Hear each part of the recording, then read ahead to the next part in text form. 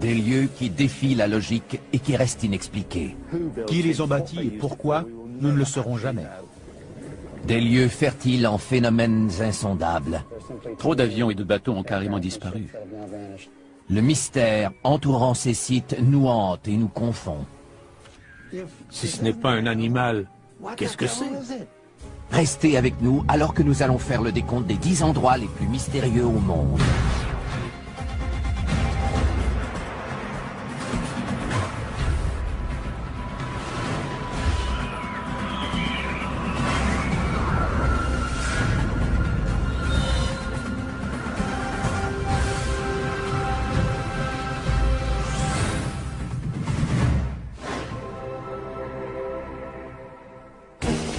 Ce sont des énigmes, des endroits mystérieux que ni le temps ni la science n'ont réussi à expliquer.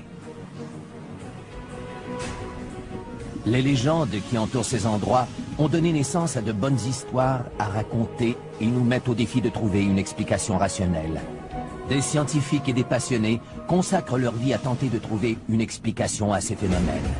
En 10e position de notre décompte, les anciennes cavernes qui ont le pouvoir mystérieux de rendre insensibles à la douleur tous ceux qui ont la foi.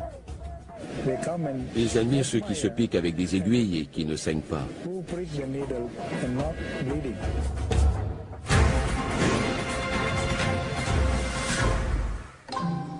Trois anciennes cavernes de chaux se trouvent près de la capitale de la Malaisie, Kuala Lumpur.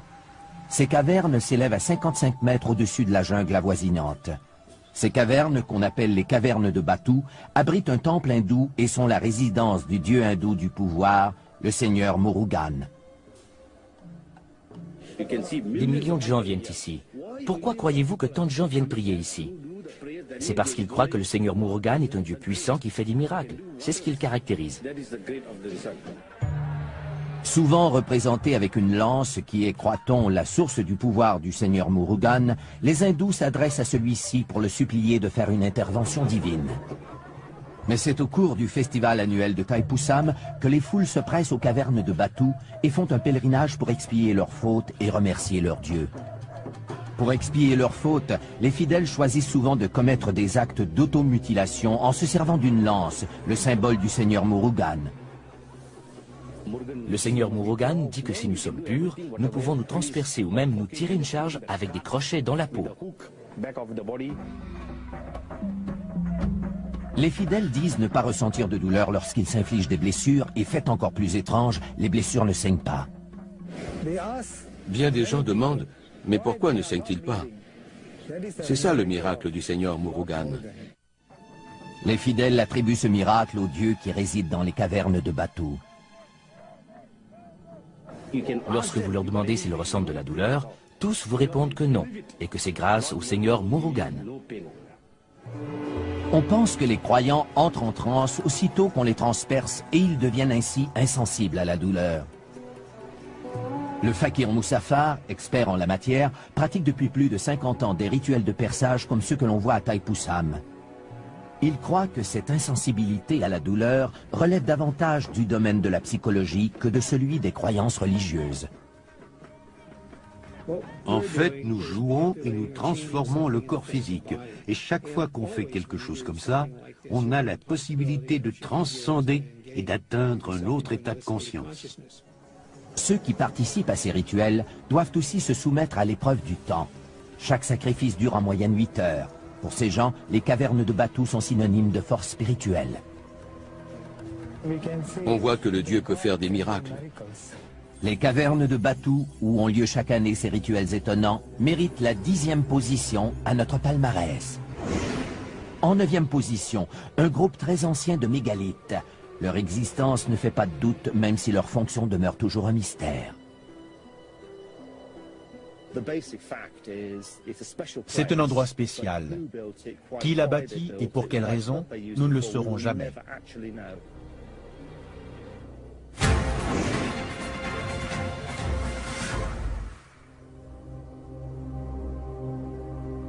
Une énigme très ancienne dont nous n'avons pas la clé. L'étrange groupe de piliers préhistoriques que l'on connaît sous le nom de Stonehenge se dresse, silencieux, dans la campagne anglaise depuis 3500 ans. On a dit qu'ils provenaient de l'espace, que c'était un calendrier solaire ou mathématique construit par les Égyptiens.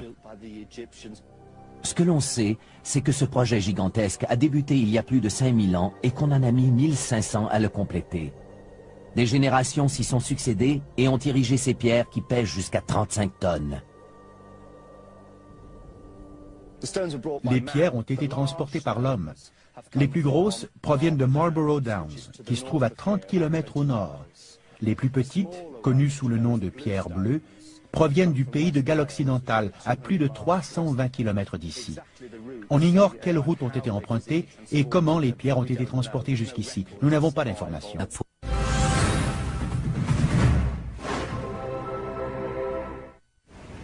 Au 8e rang, une base militaire américaine entourée de secrets même si son existence ne fait aucun doute.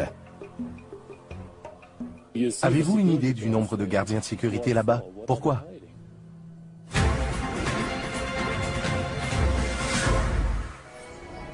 Dans le désert au nord de Las Vegas, existe un espace aérien militaire avec un accès limité de 1500 km².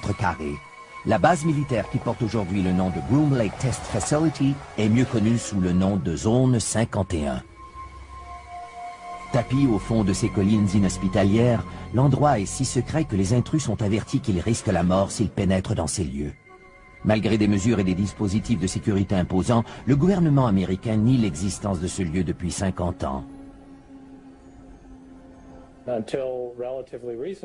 Jusqu'à tout récemment, le gouvernement était réticent à reconnaître que des expériences étaient menées à cet endroit. Steve Aftergood est analyste à la Fédération des scientifiques américains, une organisation qui se consacre à la diffusion d'informations confidentielles. Les Américains sont de nature rébarbative quant aux secrets qui entourent certaines choses. Pourquoi veulent-ils garder le secret? Ont-ils quelque chose à cacher? La zone 51 doit sa réputation au mystère entourant un événement insolite qui s'est déroulé à Roswell, au Nouveau-Mexique. Le 8 juillet 1947, les militaires annoncent que les restes d'une soucoupe volante écrasée ont été récupérés. Quelques heures plus tard, la nouvelle est démentie. Ce qu'on pensait être une soucoupe volante était en fait un ballon météorologique. Le démenti du gouvernement est perçu comme une tentative d'étouffer l'affaire. L'affaire Roswell, à cette époque, a fait beaucoup de bruit. Selon moi, le scénario le plus plausible est que s'il y a vraiment eu un écrasement de soucoupe, je suis sûr qu'ils ont fait analyser les débris sur place à Groom Lake afin d'intégrer cette nouvelle technologie à nos connaissances en aérodynamique. Cette théorie reçoit un appui en 1989 lorsqu'un ancien employé de la zone 51, Bob Lazar, déclare avoir visité l'intérieur d'un vaisseau spatial extraterrestre alors qu'il travaillait à la base. Ces dessins ont été faits pour illustrer son témoignage. C'est au cours de ma seconde visite que j'ai compris que cette épave était en fait un vaisseau extraterrestre. La boîte de Pandore est ouverte et provoque l'apparition d'une génération d'inconditionnels de la zone 51, comme Yor Garneau. Il y a là-bas une base dont le gouvernement s'entête à nier l'existence. Et en réalité, on n'en sait absolument rien. Malgré que la base soit entourée par plus de 35 000 hectares de terre appartenant à l'armée, les montagnes des alentours offrent une vue imprenable sur la base secrète.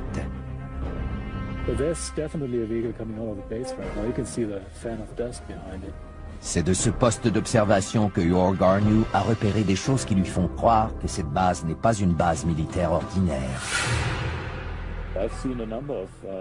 J'ai vu d'étranges lumières dans le ciel qui provenaient d'avions qui faisaient des manœuvres très inhabituelles. Un des avions que j'ai pu observer n'était qu'un fuselage, sans ailes. Yor Garneau n'est pas le seul à avoir aperçu des choses étranges. Il existe plus de 2000 rapports concernant des objets volants non identifiés qui auraient été repérés dans l'espace aérien de la base du Nevada. Je pense qu'on perd notre temps à épiloguer sur les extraterrestres, les ovnis et toutes ces choses-là. En réalité, ce que l'on fait là-bas depuis approximativement 50 ans, c'est de développer et tester des avions militaires à la fine pointe de la technologie. Le secret entourant toutes ces opérations continue d'alimenter les soupçons. Je ne peux ni confirmer ni infirmer l'existence d'un vaisseau spatial extraterrestre. Je pense que les fonctionnaires peuvent tirer une leçon de cette histoire. Si c'est trop secret pour en justifier l'existence au peuple américain, cela signifie que ces mesures sont tout simplement trop secrètes. Pour avoir réussi à mystifier les Américains pendant un demi-siècle, la Zone 51 vole jusqu'à la 8e position de notre palmarès.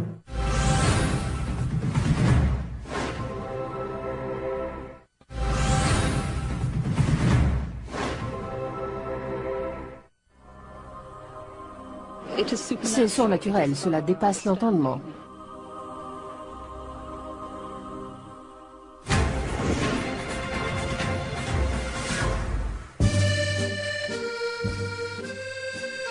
Niché au pied des Pyrénées dans le sud-ouest de la France, se trouve le sanctuaire de Notre-Dame de Lourdes. Tous les ans, plus de 6 millions de malades et d'infirmes y font un pèlerinage en espérant un miracle. J'ai été témoin d'une foule de petits miracles qui se sont produits ici. Les gens disaient, c'est une coïncidence, mais c'était plus qu'une coïncidence.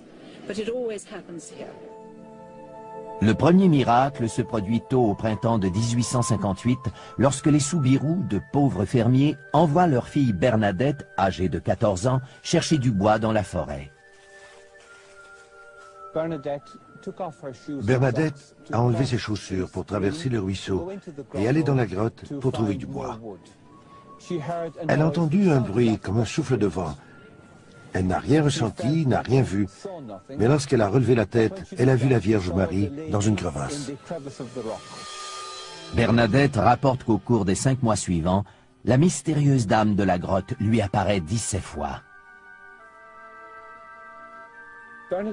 La dame demande à Bernadette de dire au prêtre de faire de ce lieu un lieu de recueillement et d'y construire une chapelle.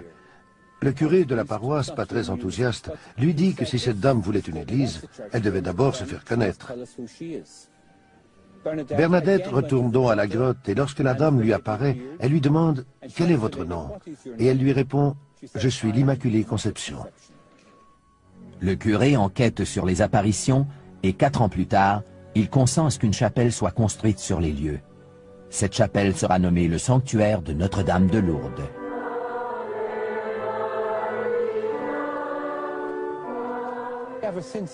Depuis, chaque année, les gens viennent ici en pèlerinage. Ils se disent attirés par la grotte et affirment que c'est Notre-Dame qui les appelle. Des milliers de fidèles atteints de maladies incurables se sont dit miraculeusement guéris, mais seul un petit pourcentage de ces cas est considéré comme de vrais miracles. Depuis que Lourdes existe, 6500 personnes ont déclaré avoir été miraculeusement guéries. Toutefois, 66 cas seulement ont été officiellement reconnus par le Bureau international de médecine comme des guérisons miraculeuses. On pense que ces guérisons sont attribuables à l'eau de source qui coule tout près. Les gens vont à la source et y boivent. Ils s'aspergent et s'immergent dans cette eau miraculeuse dans l'espoir de guérir. Il y a environ 8 ans, on a découvert que je souffrais d'arthrite rhumatismale. Et il y a 3 ans, j'étais pratiquement invalide et on a dû opérer mes 2 genoux. Ce serait très agréable pour moi si la Vierge Marie entendait ma prière et faisait en sorte que je sois guérie.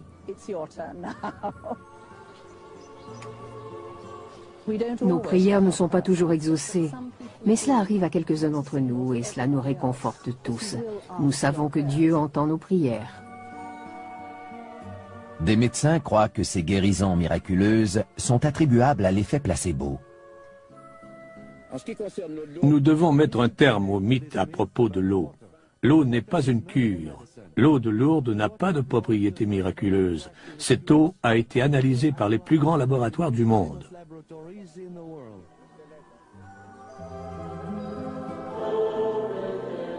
C'est peut-être vrai au point de vue scientifique, mais la foi des fidèles n'est pas remise en question pour autant.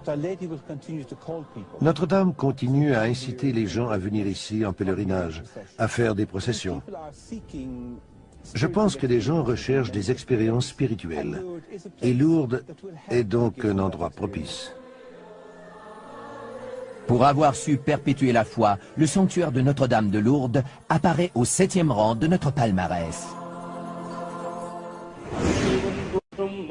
Notre prochaine destination est une ville où votre avenir est peut-être inscrit sur ses feuilles, vieilles de plus de 2000 ans. Les poils m'ont dressé sur le corps. Il y avait de l'électricité dans l'air.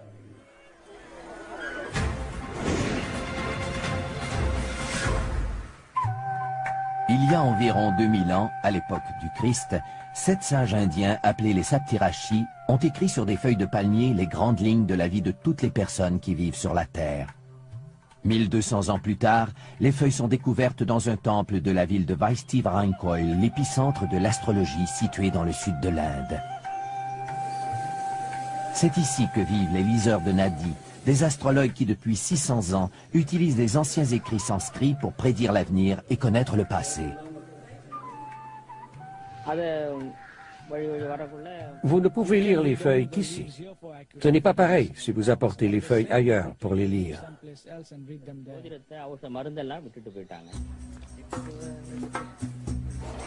Chaque année, des milliers de gens se rendent dans la ville de Vaishti-Varankoil pour se faire lire la bonne aventure. Mais seuls quelques heureux élus verront leur souhait exaucé. C'est écrit dans les feuilles de Nadi que seulement les gens choisis pourront se faire lire l'avenir.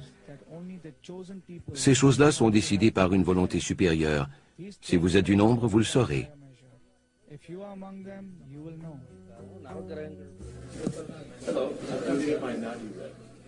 Robert Bruce est un écrivain et un musicien américain qui s'est rendu dans le sud de l'Inde pour savoir s'il faisait partie des élus. Se servant de l'empreinte du pouce de Bruce, les liseurs de Nadi consultent des millions de feuilles à la recherche de celle qui a été écrite pour lui il y a 2000 ans.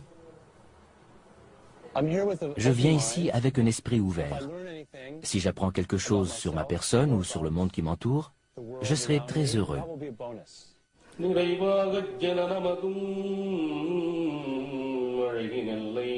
Les écrits sont traduits en poèmes et chantés comme ils l'ont toujours été depuis des centaines d'années.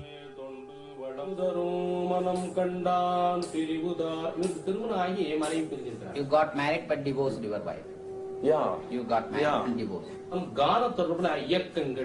You are a music director by profession. That's right, yeah. Phillips is your father name. Yes. Felix, yeah, that's Phillips correct. That's correct, that's correct. Evelyn. You talking about my mother? Yeah. You got it. That's the Nadi man. That's it. You got it. Your age is 47. 47 running. 47. That's me.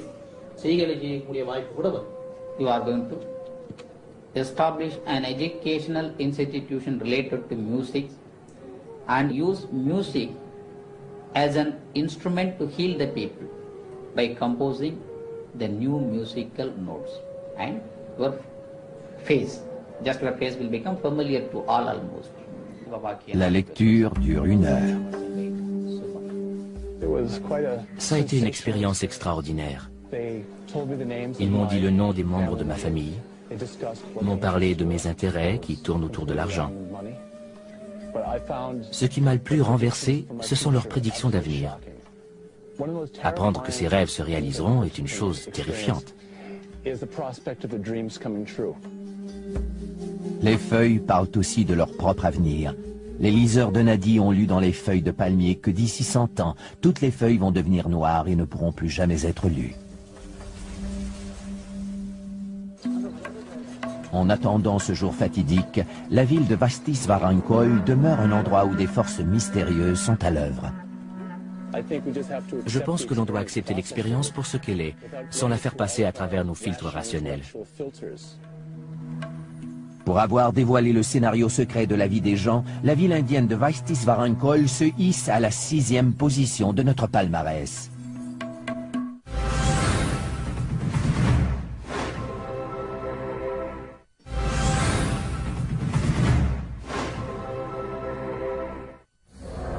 À la 5e position, une force inconnue entraîne ses victimes par le fond.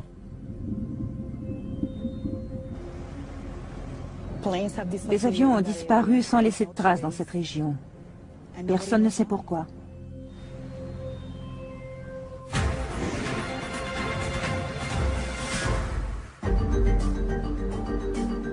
De la pointe des Bermudes jusqu'à l'île de Porto Rico, en longeant la côte de la Floride, le triangle des Bermudes occupe un espace d'environ 4 millions de kilomètres carrés de ciel et de mer. Depuis 50 ans, des escadrons entiers d'avions, un nombre incalculable de bateaux sont disparus dans cette zone, pour la plupart sans laisser de traces. Trop d'avions et d'embarcations ont disparu pour que ce soit une coïncidence. Au siècle dernier, il y en a eu 300. L'endroit, connu sous le nom de Triangle du Diable, attire la première fois l'attention du monde à l'hiver 1945, alors que l'escadron 19 disparaît corps et biens. Le vol 19 était un escadron de 5 bombardiers Avenger Torpedo. Ils se sont complètement perdus après que le commandant d'escadre ait signalé que la boussole fonctionnait mal. On ne les a plus jamais revus. Un avion de sauvetage a été dépêché sur les lieux et il a lui-même disparu avec ses 13 membres d'équipage. Malgré le nombre imposant d'opérations de sauvetage dans la région, 2000 par année, la garde côtière ne reconnaît pas officiellement le triangle des Bermudes comme une zone géographiquement dangereuse pour les avions et les bateaux.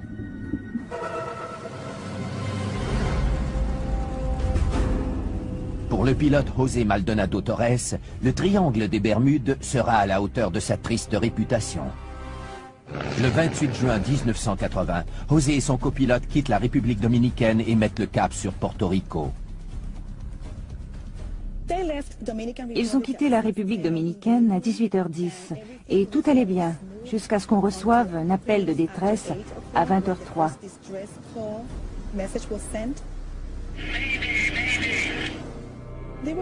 Ils essayaient d'entrer en contact avec la tour de contrôle de Porto Rico. Ils ont seulement réussi à entrer en communication avec un appareil de la flotte Iberia, le vol 976, qui volait vers l'Espagne en provenance de Saint-Domingue.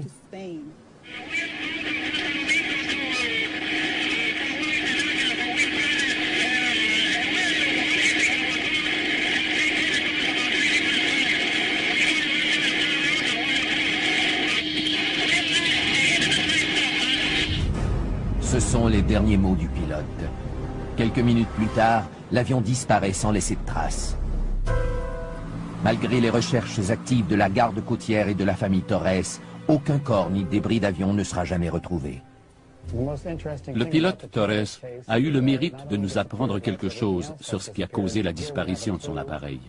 Le pilote nous indique qu'un objet semblait traquer son avion. Au fil des années, plusieurs hypothèses ont été émises. Les disparitions seraient dues à des ovnis, à des explosions de méthane dégagées par le plancher océanique, explosions qui peuvent déplacer assez d'eau pour couler un bateau, ou encore à des courants marins bizarres. Aucune théorie ne peut expliquer de façon satisfaisante le phénomène du triangle des Bermudes. Il y a trop de cas différents, il y a trop de scénarios différents. On ne peut pas trouver une réponse unique pour tous ces cas.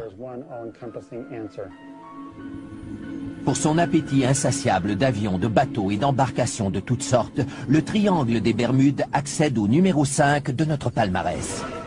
Notre prochaine destination, un réseau de tunnels remplis d'ossements humains qui, mis bout à bout, font 300 km. Les gens ont une curiosité morbide.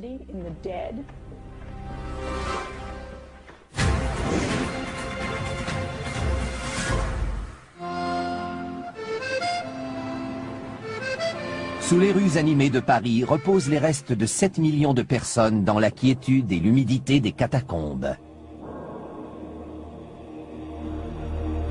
Une sépulture connue sous le nom de l'Empire de la Mort. Les catacombes sont un endroit sombre et souterrain où l'on retrouve les ossements de gens pauvres et anonymes. Les personnes ensevelies dans les catacombes étaient de petites gens sans grande identité ou importance sociale. Pendant 10 siècles, le cimetière parisien des Innocents abrite les dépouilles mortelles des 20 paroisses de Paris.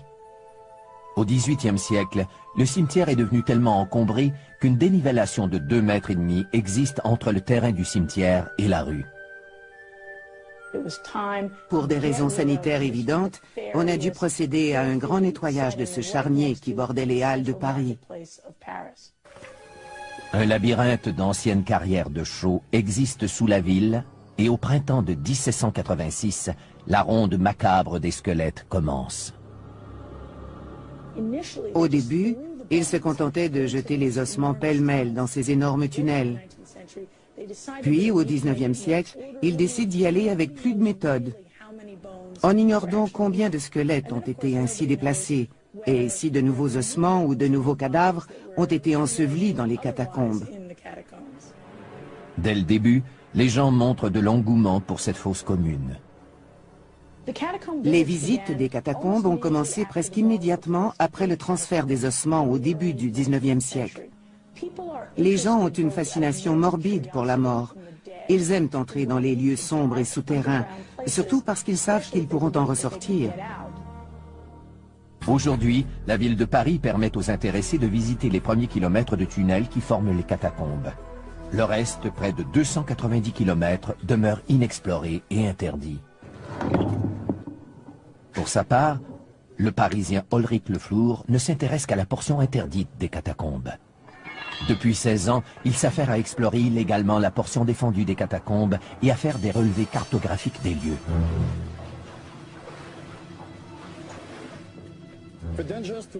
Les dangers qui guettent un amateur de catacombes sont nombreux. Le premier est d'être pincé par la police, et le second, d'être tué par un éboulis lorsque nous creusons pour élargir un tunnel.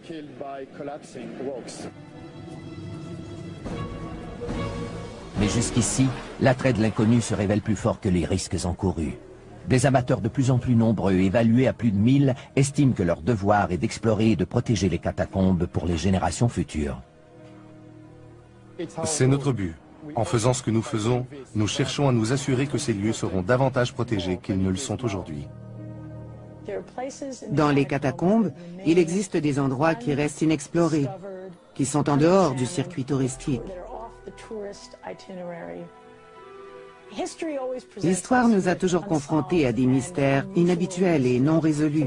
Si des gens passent plus de temps dans les catacombes, ils peuvent trouver de nouvelles façons de réfléchir sur la relation des vivants avec la mort, au XIXe siècle et même de nos jours.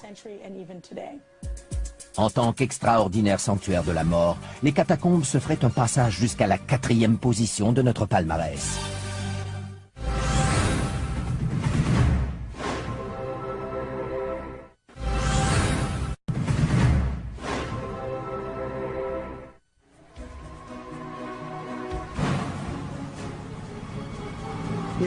Si ce n'est pas un animal, qu'est-ce que c'est?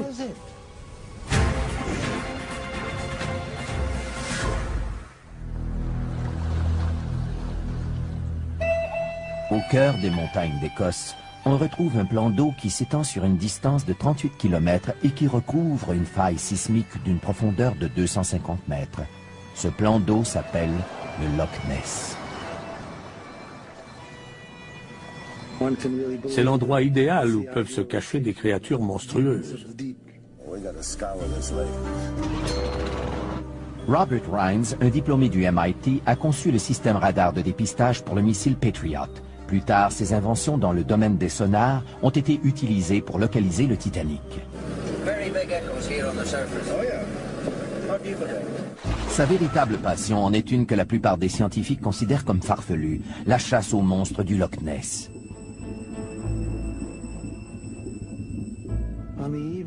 Le soir du 23 juin 1972, jamais je n'oublierai cette date, j'ai vu cette immense forme arrondie qui émergeait des eaux calmes. La bête avait la peau grise, tachetée de brun. Elle s'est rendue dans la baie, s'est retournée et a plongé. Si ce n'est pas un animal, qu'est-ce que c'est? Il y a 65 millions d'années, des reptiles géants comme le plésiosaure vivaient dans l'eau. Depuis, ces monstres marins ont disparu de la planète. Mais est-ce bien sûr? Il y a 17 000 ans, le Loch Ness était un immense cube de glace. Si les plésiosaures y habitent aujourd'hui, ils auraient dû contourner les icebergs pour y accéder. Et toutes les recherches scientifiques n'ont rien trouvé. Pas une seule carcasse, ni poils, ni os, rien. Quant aux photos, aucune ne fait l'unanimité. Dans les années 30, une première photo du monstre, affectueusement surnommé Nessie, fera le tour du monde avant qu'on s'aperçoive qu'il s'agissait d'un trucage. Dans les années qui suivent, un nombre record d'apparitions du monstre sera enregistré. À ce jour, les preuves les plus sérieuses proviennent de Robert Rines et de son équipe de chercheurs. Nos caméras automatiques sous-marines sont programmées pour prendre des photos à intervalles réguliers. Nous les avons installées dans la baie où nous avions aperçu la silhouette. Sur l'une d'entre elles, on a vu ce qui m'apparaît incontestable, soit le ventre d'un animal à long cou. On peut même percevoir le contour des yeux et de la bouche.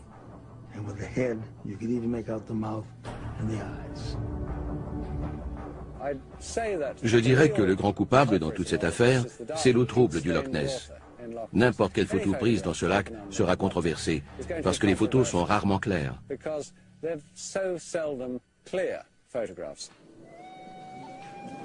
Adrian Shine, un naturaliste de la région, sillonne ces eaux mystérieuses depuis presque aussi longtemps que Robert Rines. Il a trouvé une explication rationnelle à presque toutes les apparitions du monstre, qui se chiffrent aujourd'hui à plus de 1000.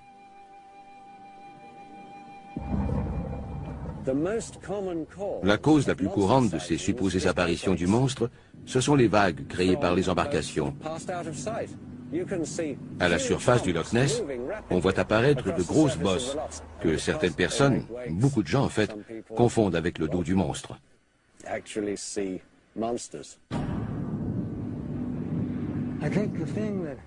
Ce qui me pousse à rester dans la course, c'est que d'abord, je ne pense pas que je sois assez stupide pour mal juger ce que j'ai observé de mes propres yeux. J'aimerais prouver à ceux qui disent que c'est impossible qu'ils se trompent. J'aimerais les voir mordre la poussière. En tant que centre de la plus célèbre chasse aux monstres marins du monde, le Loch Ness émerge à la 3e position de notre palmarès. À la prochaine position, nous retrouvons les anciens dessins géants du désert péruvien qui, étrangement, ne sont visibles que du haut des airs. Nous ne saurons jamais pourquoi ils ont été dessinés, parce que les anciens qui savaient ne sont plus là pour nous le dire.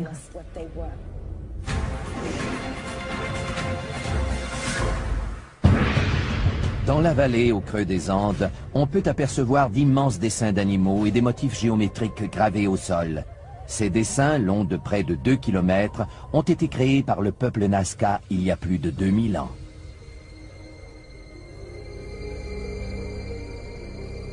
Ces dessins, qui ne sont perceptibles qu'à haute altitude, ont été découverts durant les années 20, lorsque les premiers avions commerciaux ont commencé à survoler le désert péruvien. Depuis ce premier jour, le monde se questionne sur le sens et le but de ces dessins. Il existe une foule de théories concernant les lignes de Nazca qui vont des plus sensées aux plus farfelues. Certains croient qu'elles auraient été faites par des extraterrestres. Ce sont les mêmes qui disent qu'elles pointent vers les étoiles, que les lignes de Nazca, ces géoglyphes géants, sont le plus grand livre d'astronomie du monde.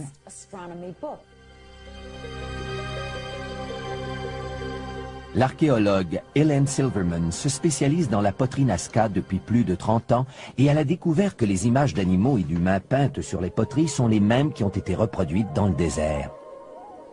Ces dessins biomorphiques vont de l'araignée qui fait 45 mètres au condor qui atteint 135 mètres. Pourquoi les ont-ils fait aussi grands s'ils ne pouvaient jamais les voir en entier? Ils n'ont pas été faits par des extraterrestres.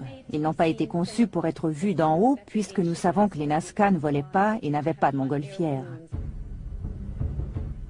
La seule chose qui ne soit pas un mystère pour personne, c'est la façon dont ces biomorphes ont été faits. Ils ont enlevé la couche supérieure du sol, mettant à jour la couche sous-jacente de couleur plus claire, puis ils ont installé des roches pour en souligner le contour. Les lignes Nazca ont été parfaitement préservées grâce au climat extrêmement aride qui prévaut dans cette région désertique.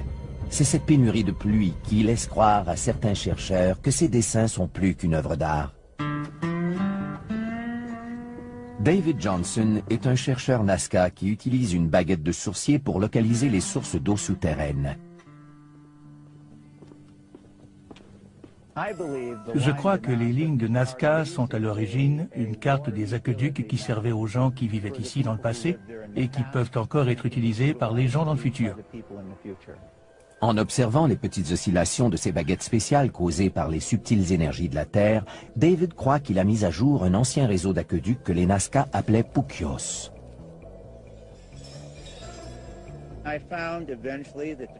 J'ai constaté que les trapézoïdes sont localisés exactement au-dessus de l'endroit où l'eau se concentre dans la couche aquifère. Les triangles, localisés tout près ou sur les trapézoïdes, marquent l'endroit précis où se trouve la faille. J'imagine que les spirales indiquent les courbes et les virages de l'eau qui circulent dans la vallée. La théorie de Johnson, qui veut que les lignes soient une carte de réseau d'aqueducs, n'explique pas les 70 dessins de plantes et d'animaux disséminés à travers la vallée. Les lignes de Nazca resteront toujours une énigme. Pourquoi cette échelle, cette dimension, toute cette magnificence, et dans quel but précis ont-elles été tracées? Pour avoir converti le sol aride du désert en galerie d'art ancien, les lignes de Nazca sont à jamais gravées à la 2e position de notre palmarès.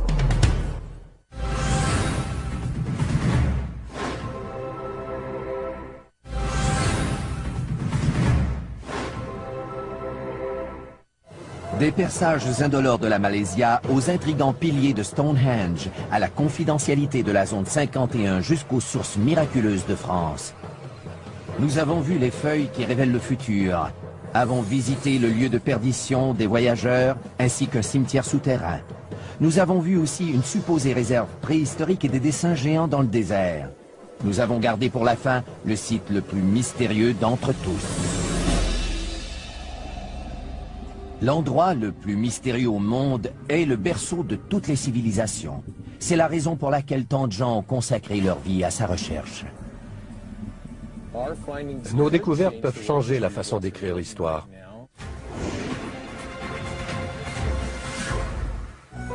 En l'an 350 avant Jésus-Christ, le philosophe Platon écrit sur ce monde utopique qu'il appelle l'Atlantide.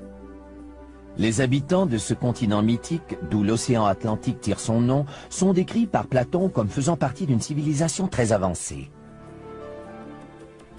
À son apogée, l'Atlantide était un pays magnifique. Sa société était très évoluée. Dans ses écrits, Platon nous dit aussi que l'avidité et la soif de pouvoir auront finalement raison des habitants de l'Atlantide et que la vengeance des dieux sera terrible. Des volcans et des tremblements de terre détruiront le continent qui disparaît dans l'océan. Platon raconte que les habitants quittent le continent à bord d'embarcations à la recherche de nouveaux territoires. Ils contribueront à faire évoluer les civilisations avoisinantes, toujours à l'âge de pierre.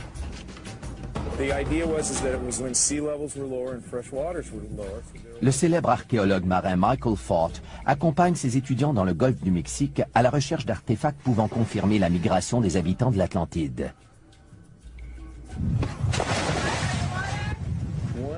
Un des grands mystères de la science est de savoir comment le Nouveau Monde s'est peuplé. C'est une question très intéressante. D'ailleurs, lorsque Christophe Colomb a découvert l'Amérique, la première question qu'il s'est posée a été celle-ci. Mais d'où viennent donc tous ces gens? 10 000 ans avant Jésus-Christ, il y a eu une explosion démographique en Amérique. Cela correspond à l'époque où l'Atlantide a été engloutie. Il est donc logique de penser que ces gens se soient déplacés et qu'ils soient venus dans le sud-ouest des États-Unis, au Mexique, au Yucatan et dans les régions avoisinantes. Des preuves de l'existence de l'Atlantide seront trouvées dans les Caraïbes, prédit le grand médium Edgar Cayce dans les années 30. Il prédit qu'une partie du continent englouti émergera quelque part dans les Caraïbes dans les années 60. En 68 et 69, des pilotes d'avion rapportent avoir constaté par temps calme l'émergence de hauts fonds. L'eau et le sable leur donnent une apparence plutôt foncée, mais il est évident qu'il y a quelque chose à cet endroit. L'étrange formation rocheuse, connue sous le nom de route Bimini, serait, selon les inconditionnels de l'Atlantide, la route qui mène à l'ancien continent ou encore une portion d'un temple englouti. Les autres disent que les deux lignes à peu près parallèles sont l'œuvre de Mère Nature.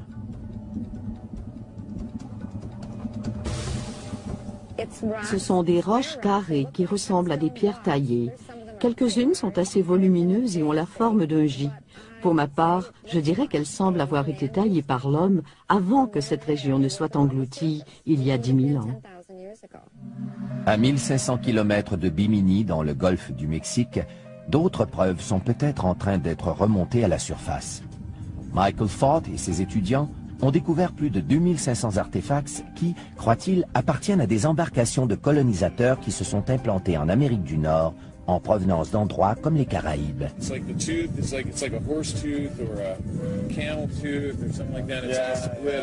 A-t-on trouvé des preuves de la migration des habitants de l'Atlantide, ou plutôt des renseignements précieux sur les Paléo-Indiens, les premiers habitants connus d'Amérique? Est-ce que les Paléo-Indiens avaient des occupations côtières, des bateaux, un style de vie que nous ignorions parce que les preuves avaient été submergées? Ils sont peut-être venus sur le continent suite à une migration. C'est la grande question qu'il faut se poser et c'est une question à laquelle nous ne pouvons pas répondre maintenant. Reste à savoir si les écrits de Platon sur l'Atlantide étaient une leçon d'histoire ou simplement une fable visant à mettre en garde les civilisations futures de la fragile existence de l'homme. Le problème, c'est qu'il n'y a pas d'endroit précis où l'on peut situer l'Atlantide. Si l'Atlantide était localisée, on devrait alors fournir une explication géologique sur ce qui s'est passé, et on devrait montrer comment les choses ont ensuite évolué. La plupart des gens qui s'intéressent à l'Atlantide ne s'intéressent pas à la préhistoire, et la plupart des gens qui s'intéressent à la préhistoire ne se préoccupent pas de l'Atlantide. Pour avoir confondu les scientifiques comme les historiens, le continent englouti de l'Atlantide mérite la première position à notre palmarès des endroits les plus mystérieux au monde. Ces lieux imprégnés de mystère nous mettent au défi de trouver la clé de l'énigme. Ils sont là pour nous rappeler que même si l'homme fait des bonds géants dans sa compréhension du monde qui l'entoure, il existera toujours des lieux dont il ne percera jamais entièrement le mystère.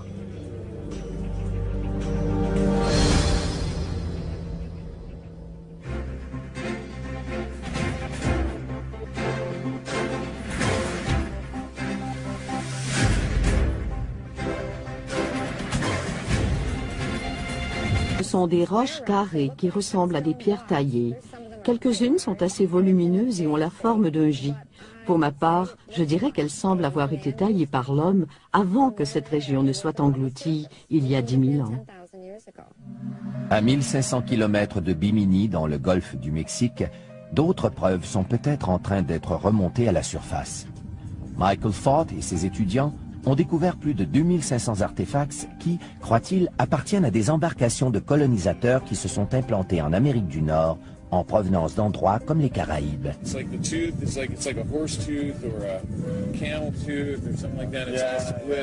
A-t-on trouvé des preuves de la migration des habitants de l'Atlantide, ou plutôt des renseignements précieux sur les Paléo-Indiens, les premiers habitants connus d'Amérique? Est-ce que les Paléo-Indiens avaient des occupations côtières, des bateaux, un style de vie que nous ignorions parce que les preuves avaient été submergées? Ils sont peut-être venus sur le continent suite à une migration. C'est la grande question qu'il faut se poser et c'est une question à laquelle nous ne pouvons pas répondre maintenant. Reste à savoir si les écrits de Platon sur l'Atlantide étaient une leçon d'histoire ou simplement une fable visant à mettre en garde les civilisations futures de la fragile existence de l'homme. Le problème, c'est qu'il n'y a pas d'endroit précis où l'on peut situer l'Atlantide. Si l'Atlantide était localisée, on devrait alors fournir une explication géologique. Que Yor Garneau a repéré des choses qui lui font croire que cette base n'est pas une base militaire ordinaire. J'ai vu d'étranges lumières dans le ciel qui provenaient d'avions qui faisaient des manœuvres très inhabituelles. Un des avions que j'ai pu observer n'était qu'un fuselage, sans ailes. Yor Garneau n'est pas le seul à avoir aperçu des choses étranges. Il existe plus de 2000 rapports concernant des objets volants non identifiés qui auraient été repérés dans l'espace aérien de la base du Nevada. Je pense qu'on perd notre temps à épiloguer sur les extraterrestres, les ovnis et toutes ces choses-là. En réalité, ce que l'on fait là-bas depuis approximativement 50 ans, c'est de développer et tester des avions militaires à la fine pointe de la technologie.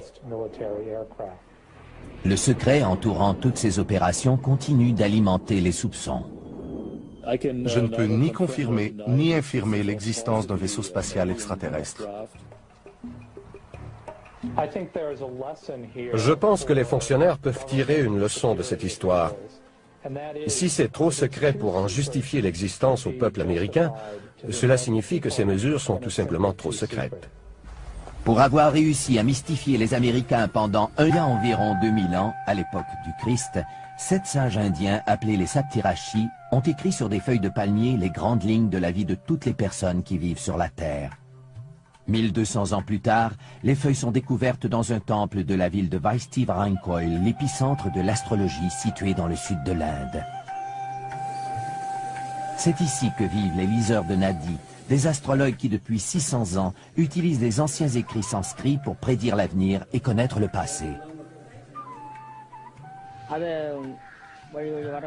Vous ne pouvez lire les feuilles qu'ici. Ce n'est pas pareil si vous apportez les feuilles ailleurs pour les lire.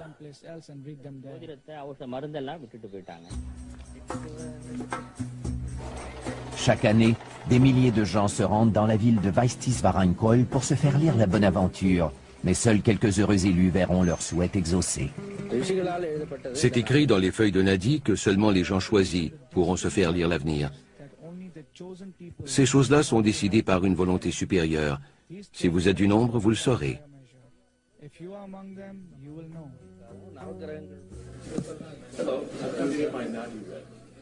Robert Bruce est un écrivain et un musicien américain qui s'est rendu dans le sud de l'Inde pour savoir s'il faisait partie des élus.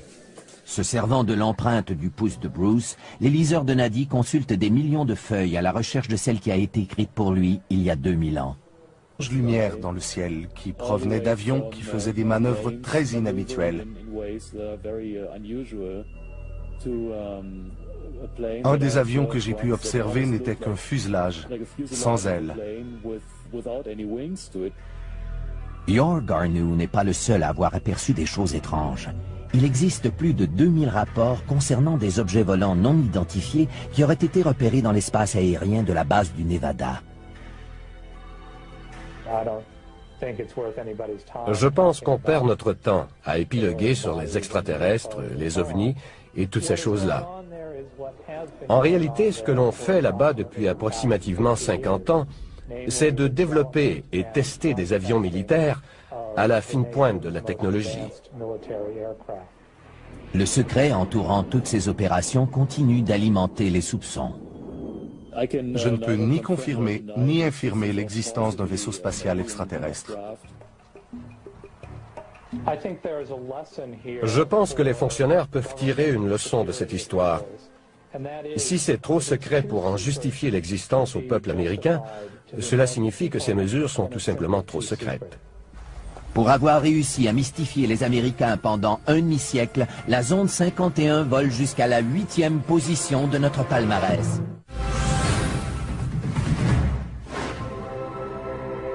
Et on a dû opérer mes 2 genoux. Ce serait très agréable pour moi si la Vierge Marie entendait ma prière et faisait en sorte que je sois guérie.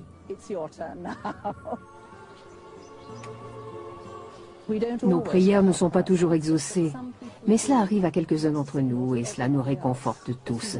Nous savons que Dieu entend nos prières. Des médecins croient que ces guérisons miraculeuses sont attribuables à l'effet placebo. Nous devons mettre un terme au mythe à propos de l'eau. L'eau n'est pas une cure. L'eau de Lourdes n'a pas de propriétés miraculeuses. Cette eau a été analysée par les plus grands laboratoires du monde.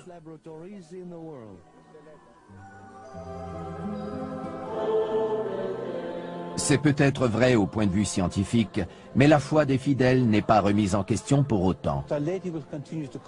Notre-Dame continue à inciter les gens à venir ici en pèlerinage, à faire des processions. Je pense que les gens recherchent des expériences spirituelles. Et Lourdes est donc un endroit propice. Pour avoir su perpétuer la foi, le sanctuaire de Notre-Dame de Lourdes apparaît au 7e rang de notre palmarès. Notre prochaine destination est une ville où votre avenir est peut-être inscrit sur ses feuilles, vieilles de plus de 2000 ans. Sont décidés par une volonté supérieure. Si vous êtes du nombre, vous le saurez.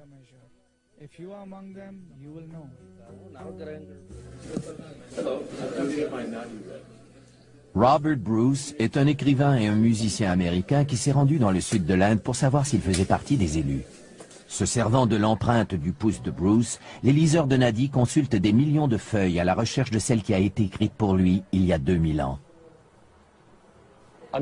Je viens ici avec un esprit ouvert. Si j'apprends quelque chose sur ma personne ou sur le monde qui m'entoure, je serai très heureux.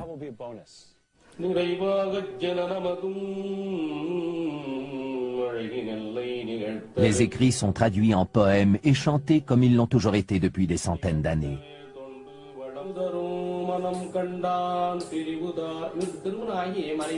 You got married but divorced your wife. Yeah. You got married Yeah. and divorced. You are a music director by profession. That's right. Yeah. Phillips is your father name. Yes. Felix, yeah, that's Felix correct. is the That's correct. That's correct. E by Lynn. You talking about my mother? Yeah. You got it. That's the Nadi man. That's it. You got Your it. age is 47. 47 running. 47. That's me. You are going to establish. Paraît incontestable, soit le ventre d'un animal à long cou. On peut même percevoir le contour des yeux et de la bouche.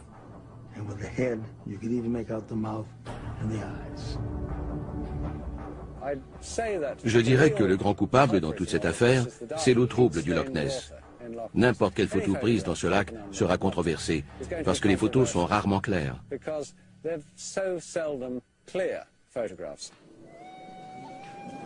Adrian Shine, un naturaliste de la région, sillonne ces eaux mystérieuses depuis presque aussi longtemps que Robert Rines. Il a trouvé une explication rationnelle à presque toutes les apparitions du monstre, qui se chiffrent aujourd'hui à plus de 1000.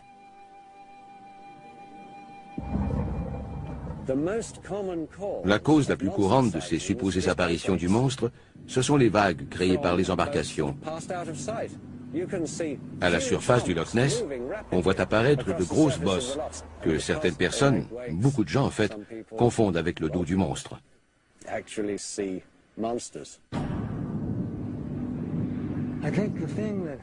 Ce qui me pousse à rester dans la course, c'est que d'abord, je ne pense pas que je sois assez stupide pour mal juger ce que j'ai observé de mes propres yeux. J'aimerais prouver à ceux qui disent que c'est impossible qu'ils se trompent. J'aimerais les voir mordre la poussière. Opérer mes 2 genoux. Ce serait très agréable pour moi si la Vierge Marie entendait ma prière et faisait en sorte que je sois guéri. Nos prières ne sont pas toujours exaucées, mais cela arrive à quelques-uns d'entre nous et cela nous réconforte tous. Nous savons que Dieu entend nos prières. Des médecins croient que ces guérisons miraculeuses sont attribuables à l'effet placebo. Nous devons mettre un terme au mythe à propos de l'eau. L'eau n'est pas une cure. L'eau de Lourdes n'a pas de propriétés miraculeuses. Cette eau a été analysée par les plus grands laboratoires du monde.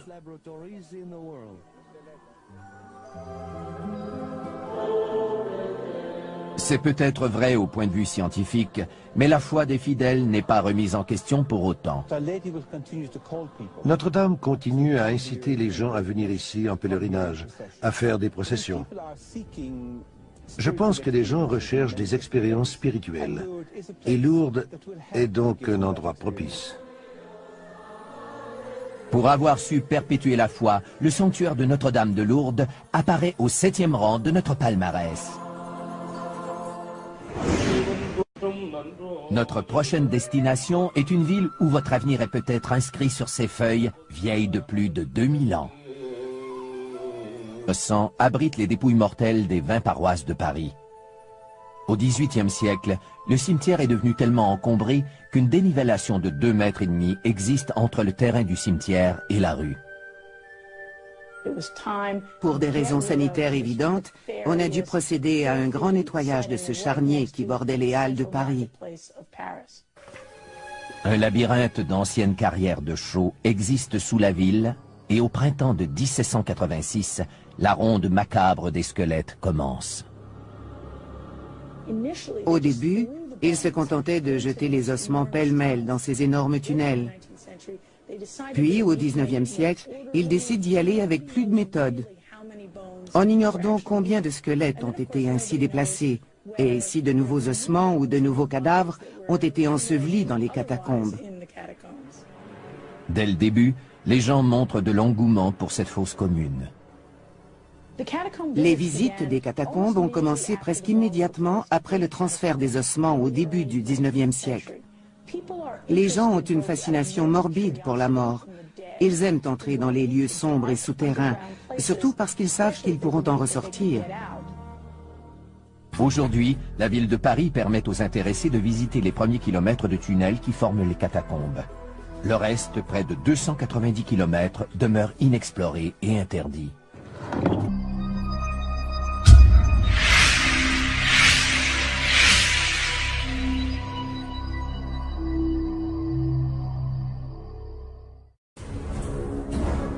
Des lieux qui défient la logique et qui restent inexpliqués. Qui les ont bâtis et pourquoi, nous ne le saurons jamais. Des lieux fertiles en phénomènes insondables. Trop d'avions et de bateaux ont carrément disparu. Le mystère entourant ces sites nous hante et nous confond. Si ce n'est pas un animal, qu'est-ce que c'est? Restez avec nous alors que nous allons faire le décompte des 10 endroits les plus mystérieux au monde.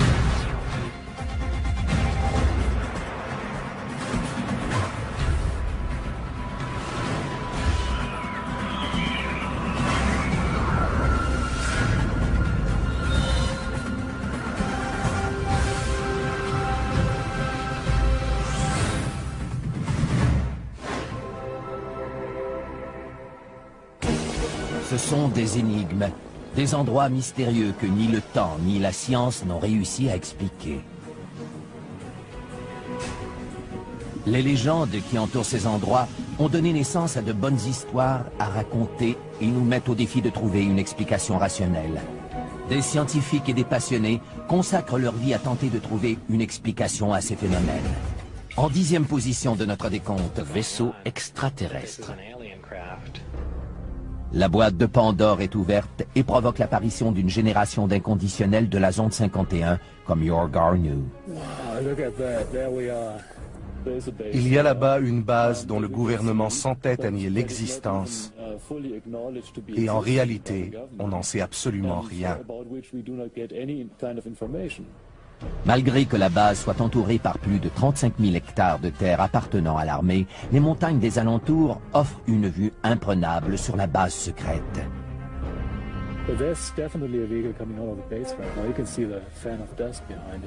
C'est de ce poste d'observation que Your Garnu a repéré des choses qui lui font croire que cette base n'est pas une base militaire ordinaire.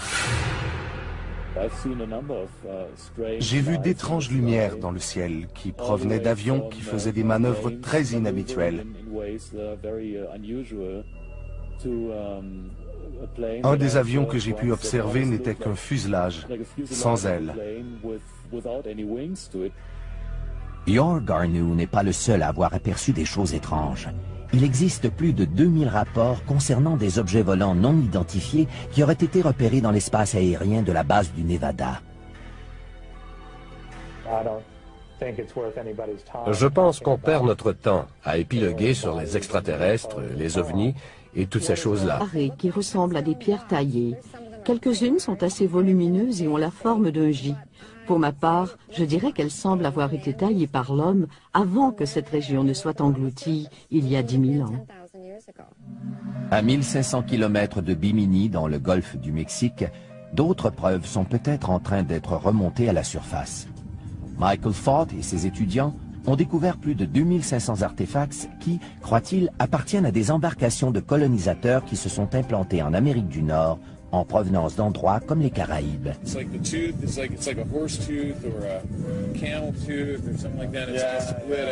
A-t-on trouvé des preuves de la migration des habitants de l'Atlantide, ou plutôt des renseignements précieux sur les Paléo-Indiens, les premiers habitants connus d'Amérique?